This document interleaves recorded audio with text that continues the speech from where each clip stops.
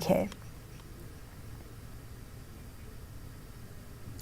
अखनूर के खोड़ में मेडिकल वेलफेयर एसोसिएशन की एक मीटिंग मुनक्किद हुई, जिसमें Jammu Kashmir disable welfare association के चेयरमैन सुनील शर्मा मेहमान खसूसी थे। इस मौके पर माजूरीन को दरपेश मसाइल पर गुफ्तगू की गई। एलजी इंतजामिया से मसाइल हल करने की अपील की गई।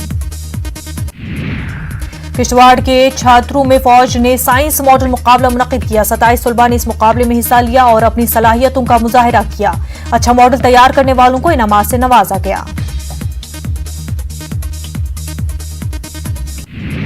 ट्रैफिक पुलिस ने पुंछ में नाके लगाकर चेकिंग की और कवायद की पासदारी न करने वालों के खिलाफ कार्रवाई की। इस दौरान चालान लगाया गया और चंद गाड़ियों को जब्त भी कर लिया गया।